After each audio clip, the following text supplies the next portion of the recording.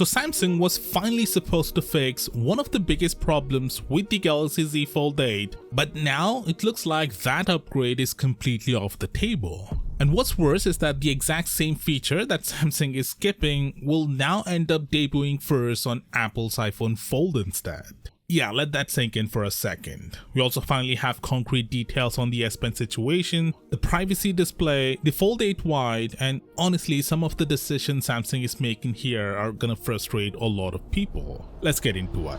What's up guys, Sal here, and honestly, Samsung had a real chance to finally fix some of the biggest complaints people have had about the Fold lineup for years, mainly the battery size and the display crease. Now to Samsung's credit, the battery situation is finally improving. The Z Fold 8 is confirmed to get a 5000 mAh battery, finally bringing it in line with the Ultra lineup.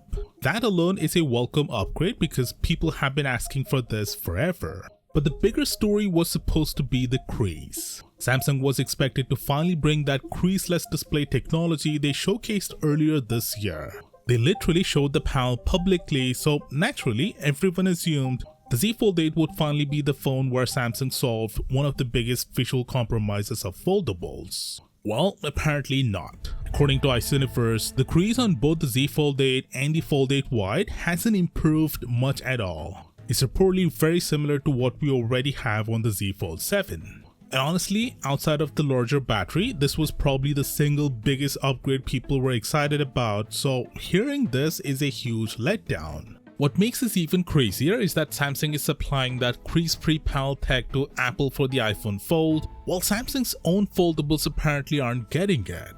Like, imagine that for a second. We waited years for Samsung to finally fix one of the biggest weaknesses of foldables, only to see Apple launch with the cleaner display first by using Samsung's own display panels. That's wild. And look, maybe there are some yield limitations behind the scenes or higher component costs, we don't know. But from a consumer perspective, this just looks terrible. It makes Samsung feel weirdly conservative at a time when the competition is moving insanely fast. And speaking of disappointment, there's more. Universe also says the Z Fold 8 and the Fold 8 Wide are not getting the privacy display, and neither model is expected to support the S Pen. There were earlier rumors saying the wide version might at least bring the S Pen functionality back, but apparently that's not happening either. To be honest though, I never really believed Samsung would bring the S Pen back, because over the past few years, Samsung has been obsessed with thinness, almost to a ridiculous degree. If this company has to choose between keeping a genuinely useful feature or shaving off 0.5 millimeter from the thickness, we already know what decision they're making.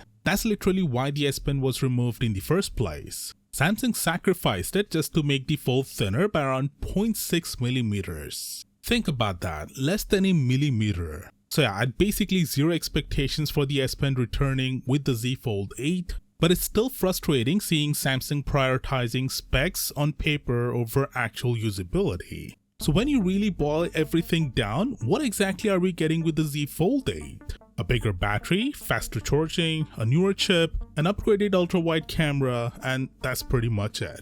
Sure, those are decent upgrades in isolation, but the foldable market in 2026 is brutally competitive now. Chinese brands are pushing insanely thin designs, almost invisible creases, larger batteries, faster charging, and in some cases, even better hardware overall. Some of these companies are openly mocking Samsung in their marketing because they know Samsung has been playing it way too safe lately. And honestly, Samsung kinda earned that criticism because eventually people stop caring about who invented foldables first, they care about who's making the best foldable today. And Samsung can't keep relying on the whole "we started the category" narrative forever while everyone else keeps moving faster. Now moving on, another tipster shared something interesting about the hinge on the Fold 8. Apparently Samsung may be using a redesigned hinge mechanism this year, but the claim is that it won't feel as sturdy as the Fold 7. Supposedly, if you open the device below a 90-degree angle, the hinge may snap itself fully open, similar to how many Chinese foldables behave.